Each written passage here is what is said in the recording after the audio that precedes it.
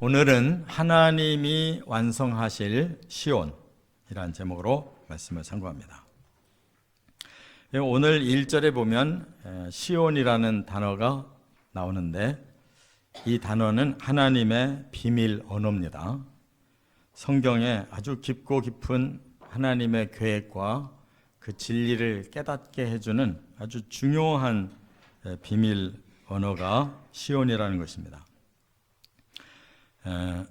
하나님은 다윗 시대부터 이제 하나님의 나라를 좀 완성해서 하나님 영광 받으시고 하나님의 백성들에게 마음껏 축복하시려고 계획을 하시고 시온이라는 단어를 다윗 시대부터 이제 주신 겁니다.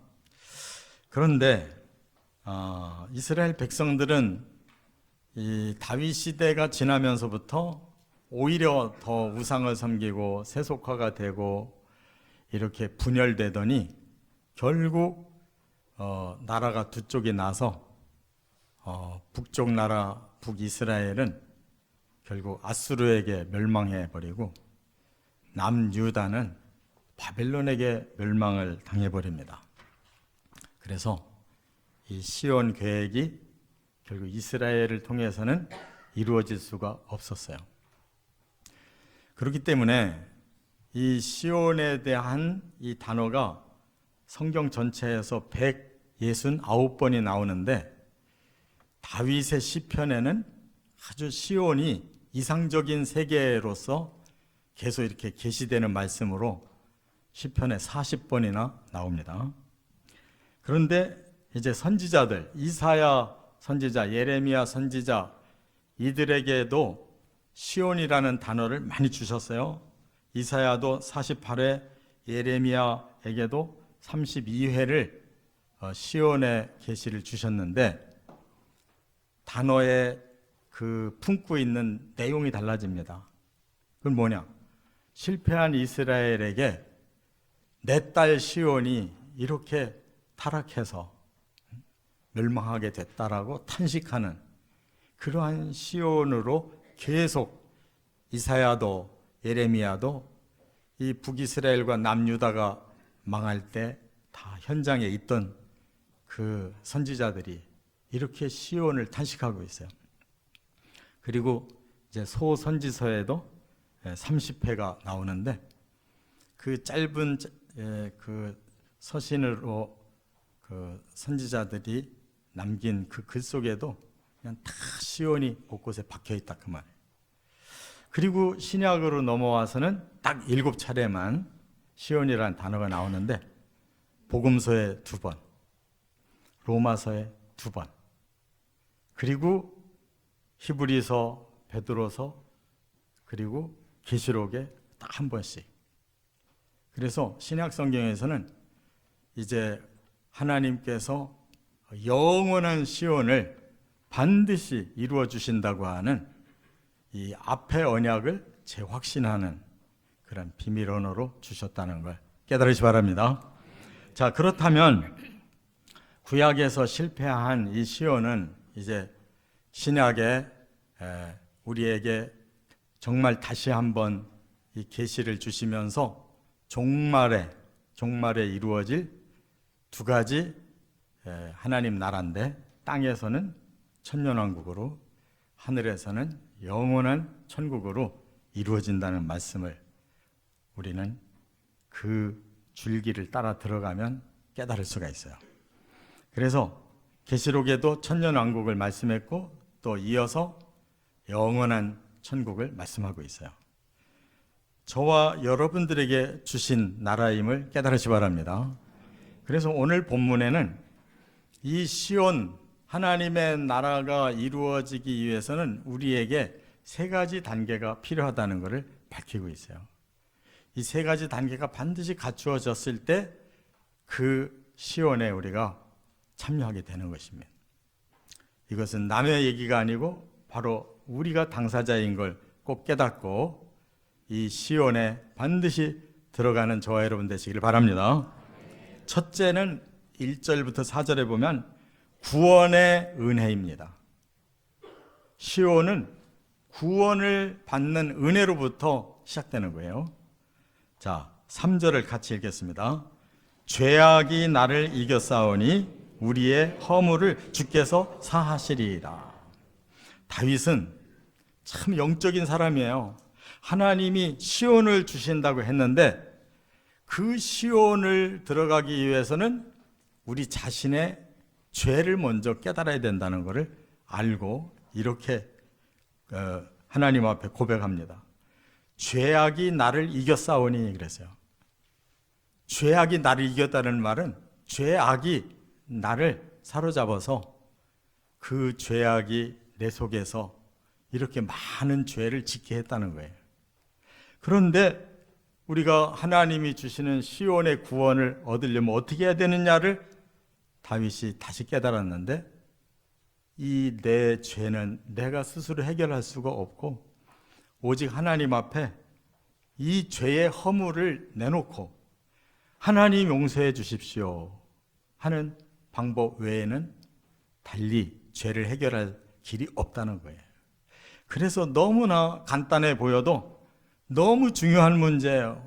구원의 핵심 중에 핵심은 내 안에 죄악이 있고 내가 그 죄를 이기지 못해서 내 안에 죄과 허물이 많이 있다는 사실을 인정해야 된다는 거 깨달으시 바랍니다. 그리고 하나님 앞에 그것을 내놓고 고백하며 구해야 될 것은 하나님 용서해 주십시오. 이거밖에는 구원의 길이 없다는 걸 꼭 믿으시기 바랍니다. 그런데 안타까운 것은 너무나 많은 사람들이 하나님 믿고 예수 믿고 신앙생활 한다고 하면서도 바로 죄악에게 내가 패배를 해서 내 안에 그 죄의 허물들을 많이 가지고 살면서도 어쩔 수 없다, 세상 살려면 할 수 없어 하고 이미 타협해버려서 죄의 문제에 대해 심각성을 느끼지 않는다는데 문제가 있는 거예요. 사실은 예민한 영적 감각을 가지고 산다면 날마다 눈물 흘릴 일이 많은 거예요. 하나님께서 그렇게 우리에게 주신 은혜가 너무나도 큰데 불구하고 우리는 자꾸 죄 짓고 그 죄를 가볍게 자꾸 지나가려고 하는 거, 이거 시온 앞에서는 통하지 않는다는 거예요. 깨달으시 바랍니다. 그렇기 때문에 구원받는데 가장 첫 단계는 내 죄를 자꾸 깨닫고 내 죄를 하나님 앞에 내놓고 고백하며 용서를 구하는 삶을 꼭 살아야 될 줄 믿습니다. 자, 그 다음에 이렇게 복음을 깨닫고 죄 사함을 받는 사람은 그 다음에 하나님 앞에 나아갈 수가 있는 두 번째 단계가 있는데 2절에 그랬어요. 기도를 들으시는 주여 모든 육체가 주께 나아오리이다 그랬어요. 이 말은 뭐냐? 나 한 사람만이 이 문제를 해결해서 될 일이 아니에요. 이 세상의 모든 육체가 다 구원을 받을 수 있는 길이 있다는 거예요. 어떻게? 하나님 앞에 중보기도 하고 그들에게 이 복음을 알려주면 모든 육체가 다 하나님 앞에 나와서 해결할 수 있다는 말씀인 줄 믿습니다. 그러면 여기 육체라는 말이 뭐냐?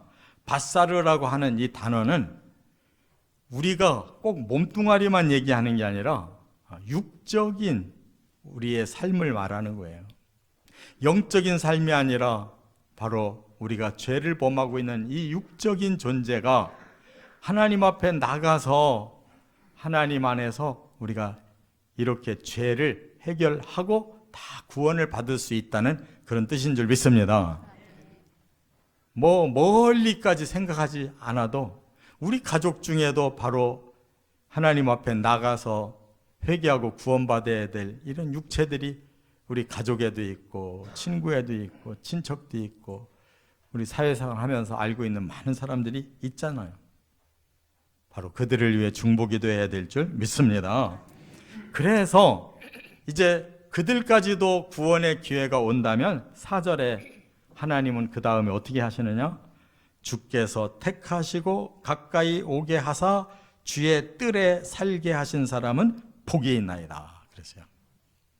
드디어 구원을 받았다는 거예요. 구원 받은 것은 뭐냐? 주께서 택하신 자고, 구원 받았다는 것은 주님께서 가까이 우리를 불러주신 사람이고, 주의 뜰에서 살게 해 주신 사람이 구원받은 사람이라는 거예요. 확신하십니까? 그 다음에 우리가 주의 집 곧 주의 성전의 아름다움으로 만족하리이다. 예전에는 육적인 쾌락으로 만족하려고 했는데 그것은 죄밖에 남은 게 없어요. 이제 구원을 받고 보니까 우리의 만족은 영적인 것이다. 하나님의 집에서 그 신령하고 아름다움을 누리며 사는 것이 최고의 행복이다 하는 것을 깨닫는 사람들이 바로 구원받은 기쁨의 삶을 산다는 말씀인 줄 믿습니다. 이렇게 우리가 구원을 받아가는데 여기 1절에 그랬어요. 중요한 단어를, 하나님이여 찬송이 시온에서 주를 기다려오며 사람이 서원을 주께 이행하리이다. 여기에 가장 결정적인 핵심이 들어있어요. 자, 구원의 완성은 어디까지 가야 돼요? 시온까지 가야 되는데, 그 시온에 들어가서 우리가 드디어 구원받아서 기쁘고 하나님께 감사해서 찬양을 드려야 될 텐데 아직 그 디데이는 안 됐다 이거예요. 그러면 그 디데이가 되는 날까지 우리가 구원을 받았다면 어떻게 해야 되느냐를 여기 가르쳐주는 거예요. 뭐라고? 사람이 서원을 하고 주님 앞에 그 서원을 이행하는 삶을 살겠습니다. 이렇게 말하고 있는 거예요. 이게 신앙생활이라는 걸 깨달으시 바랍니다. 우리가 다 구원받은 게 아니에요. 지금 구원의 과정을 가고 있는데 어떻게 해야 시온에 더 완전하게 들어갈 수 있느냐? 우리 자신이 하나님 뜻이 뭔가를 계속 배우고 마음에 다짐하는 것이 서원인 줄 믿습니다. 서원을 했으면 그 다음에 실천해야 되는 것이 그 다음 단계로 꼭 필요함을 믿으시 바랍니다. 이것이 서원을 이행하는 삶이에요. 이게 신앙생활이라는 말이에요. 그렇기 때문에 오늘 이 본문의 1절부터 4절은 완전히 구원론을 확실하게 이렇게 박아주셨어요. 우리의 죄로부터 시온까지의 과정이 분명하게 게시되어 있는 대로 저와 여러분은 그 단계대로 살아가시기를 바랍니다. 두 번째, 시온을 가기 위해서 두 번째 단계를 5절부터 8절에 게시해 주셨어요. 공의의 심판을 하신다는 것을 우리가 알고 심판을 대비해야 된다는 거예요. 자, 5절 같이 읽겠습니다. 우리 구원의 하나님이시여 땅의 모든 끝과 먼 바다에 있는 자가 의지할 주께서 의를 따라 어미하신 일로 우리에게 응답하시리이다. 이게 무슨 뜻이냐? 하나님은 인류 전체를 구원하고 싶어 하셔요. 그래서 구원받을 대상이 땅 끝까지고 먼 바다 끝까지 그 안에 살고 있는 모든 인생들은 다 하나님이 부르셔서 구원시키기를 원하신다는 거예요. 그래서 드디어 모든 사람들이 하나님을 의지하는 이 믿음을 따라간다면 온 인류가 다 구원받을 수가 있는 거예요.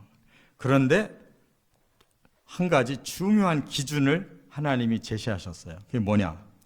주께서 의를 따라 엄위하신 일로 우리에게 응답하신다 그랬어요. 그냥 사람들이 막 밀려만 온다고 구원이 이루어지는 게 아니고 하나님이 아주 엄위한 기준 하나를 제시하신다는 거예요. 그게 뭐예요? 의라고 하는 아주 엄위한 기준을 하나님이 제시하신다는 거예요. 이것이 공의의 심판인 줄 깨달으시 바랍니다. 우리가 멋대로 들어가는 게 아니라 하나님의 기준에 합당할 때 시온을 들어간다 그 말이에요. 그러니까 우리 인생의 끝, 역사의 끝에는 반드시 하나님의 심판 때에 서게 되는 과정이 남아있다는 거 꼭 깨달으시 바랍니다. 대충 믿고 죽었다가는 이 엄위하신 의 앞에서 우리는 설 수가 없어요. 그걸 통과해야 하나님의 응답을 받고 들어가는 겁니다. 그렇다면 심판을 당할 사람들도 있다는 거예요. 6절에 이렇게 말씀했어요. 심판을 당할 자들이 있는데 7절 하반절에 구체적으로 이렇게 써 있어요. 만민의 소유가 있다 그랬어요. 만민이라는 것은 모든 사람을 말해요.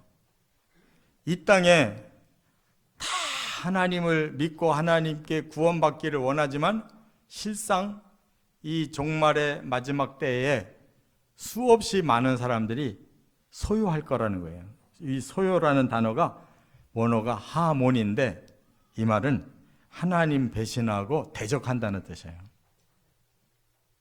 여러분 지금도 교회에 와보면 뭐 많은 사람들이 다 예수 믿고 뭐 다 구원받을 것 같은데 세상만 나가보면 그보다도 훨씬 많은 사람들이 하나님 경외 안 하고 인생을 제멋대로 살고 온갖 죄를 저지르고 별 일이 다 일어나고 있잖아요. 하나님은 교인만 쳐다보는 게 아니라 온 인류를 한꺼번에 보고 계시는데 만민이 이렇게 하나님을 대적하고 있다는 거예요. 그렇지 않습니까? 자, 그들을 하나님 어떻게 하시겠느냐? 고의적으로 범죄하고 의의를 팽개치고 하나님 앞에 소유하는 자들은 하나님이 심판해서 형벌을 내리실 수밖에 없다는 것을 깨달아야 될 줄 믿습니다. 아니 어떻게 사랑의 하나님이 이렇게 무자비하냐? 아닙니다. 사랑하기 때문에 하나님은 분명히 구원의 길을 주셔서 끝까지 그 안으로 불러들이려고 하지만 사탄에게 속고 그 악이 넘쳐서 고의적으로 하나님을 거부하고 이렇게 대적한다면 그는 구원받을 자격이 없는 거예요. 그렇기 때문에 하나님께서 그 심판의 힘을 어떻게 여기 설명했냐면 6절에 보니까 주는 주의 힘으로 산을 세우시며 권능으로 띠를 띠신다 그랬어요. 하나님의 능력은 세울 수도 있는, 산을 세울 수도 있는 능력이 있고 또 사람을 구별해서 빼내실 수 있는 권능도 있어요. 그러나 바다의 설렘과 물결의 흔들림처럼 만민이 소유한다면 그걸 진정시켜버리시겠대요. 이처럼 하나님의 힘과 권능을 통해서 우리가 구원을 받아야지 하나님 앞에 바다가 설레고 물결이 흔들리는 것처럼 만민에게 속해서 소유하는 자가 되면 그 권능은 우리를 말할 필요도 없이 형벌의 영원한 세계로 내보내버린다는 거 기억하시기를 바랍니다. 그리고 여기 또 하나 우리에게 다행스러운 말씀을 주셨는데 8절에 보니까 땅 끝에 사는 자가 주의 징조를 두려워하나이다 그랬어요. 이게 무슨 뜻이냐? 아직 디데이가 안 왔단 말이에요. 정말 땅 끝이 왔어요. 정말 마지막 때가 왔어요. 그런데 아직 하나님의 심판의 디데이는 아직 오지 않았다. 그러면 그 사람에게는 뭐가 온 거예요? 기회가 온 것이란 말이에요. 그렇다면 그 기회를 어떻게 하면 선용할 수 있느냐? 여기 보니까 주의 징조를 두려워한다 그랬어요. 징조가 뭐예요? 디데이의 징조가 내게 점점 가까이 오고 있는 걸 깨닫는다면 두려워하라. 여기 두려워하라는 말은 원어가 야래. 무서워서 도망치라는 뜻이 아니라 오히려 하나님을 경외하라는 뜻이에요. 두려움이라는 것은 너무나 존귀하신 하나님 앞에 감히 내가 어찌 나갈까 하는 이러한 거룩한 두려움을 가지고 하나님 앞에서 그 기회를 얻으라는 뜻이에요. 믿습니까? 지금은 땅 끝이에요. 끝까지 왔어요. 기회가 마지막 남았어요. 그것을 징조로 깨달아야 되고 그런 사람은 바로 하나님을 진정으로 경외하는 믿음으로 나가야 그 기회를 얻는다. 그런 뜻임을 깨달으시기 바랍니다. 그래서 시편 32편 5절에 아주 요것과 적절하게 딱 맞는 말씀이 있어요. 내가 이르기를 내 허물을 여호와께 자복하리라 하고 주께 내 죄를 아뢰고 내 죄악을 숨기지 아니하였더니 주께서 내 죄악을 사하셨나이다. 기회가 남은 사람은 반드시 자기의 죄를 내놓고 하나님 앞에 그 죄악을 사함받는 기회를 얻으시기 바랍니다. 또 하나, 이로 말미암아 모든 경건한 자는 주를 만날 기회를 얻어서 주께 기도할지라. 우리가 경건을 회복해서 하나님 앞에 이 마지막 시간에 기도하시는 이러한 기회를 얻으시길 바랍니다. 그런 사람은 진실로 홍수가 범람할지라도 그에게 미치지 못하리라. 구약에 홍수의 심판을 하셨잖아요. 그럼에도 불구하고 이처럼 죄악을 회개하는 자, 그리고 하나님 앞에 구원을 기도하는 자는 그 심판도 넘어가게 하시겠다는 언약을 주신 줄로 믿습니다. 자, 세 번째, 이제 마지막 단계가 남았는데 9절부터 13절에 보면 풍성한 축복을 주신다고 이렇게 말씀했어요. 하나님의 나라는 풍성한 축복의 나라인데 9절을 한번 같이 읽어보겠습니다. 땅을 돌보사 물을 대어 심히 윤택하게 하시며 하나님의 강에 물이 가득하게 하시고 이같이 땅을 예비하신 후에 그들에게 곡식을 주시나이다. 이 말씀은 이스라엘의 입장에서 해석을 해야 돼요. 이스라엘 사람들이 가나안 땅에서 아브라함의 믿음으로 출발했는데 야곱 시대가 오니까 살 수가 없어요. 그냥 이집트고 모든 중동 지역이 다 기근이 들었어요. 죽게 생겼을 때 요셉이 애굽에 종살이 하다가 드디어 때를 만나서 애굽의 왕이 그에게 주권을 주므로 그가 하루아침에 그 시대의 모든 영혼들을 살리는 영웅이 됐어요. 그리고 고향에 가나안 땅에 자기를 이제 알려주고 다 들어오게 했어요. 그래서 70명의 남자가 가나안 땅에서 이집트를 가가지고 거기서 요셉 때문에 400년 동안 번성해가지고 민족을 이뤘잖아요. 그래서 출애굽을 한 것도 하나님 기적이고 40년 광야를 넘어간 것도 하나님 기적이고 가나안 땅에 아무것도 능력도 없는 자들을 가나안 땅을 거저 자기들 땅으로 받은 것도 기적으로 이루어진 줄 믿습니다. 그리고 나서 하나님의 축복을 느낀 게 뭐였느냐? 하나님께서 떼준 땅을 돌아볼 때 거기에 물이 풍부해가지고 모든 것이 윤택해졌는데 하나님의 강물도 흐르고 그 땅에 하나님이 예비해 주신 그 모든 곡식들이 잘 자라서 추수하는 것을 그들이 경험했을 때 얼마나 기뻤겠냐 그 말이에요. 하나님의 계획은 이러한 축복의 시온이라는 것을 믿으십니까? 그러면 우리 빨리 이 땅 접고 가야 되잖아요. 근데 가자고 그러면 다들 무서워서 안 가려고 그래요. 뭐가 무서운 건가 모르겠어요. 잠시 죽는 것이 무섭지 막상 단 한 번만 죽고 나면 그 나라는 이렇게 풍요로운 나라인 걸 깨달으시 바랍니다. 그래서 우리 사람들은 실질적인 믿음이 필요한 거예요.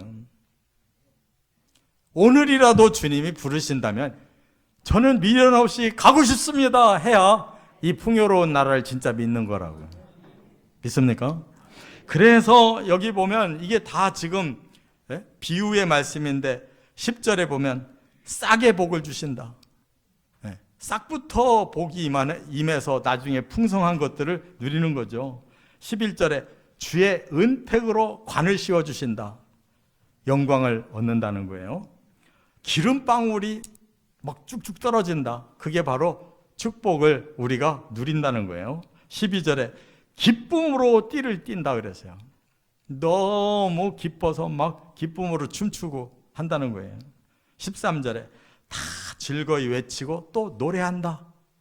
이 노래가 바로 하나님 찬양인 줄 믿습니다.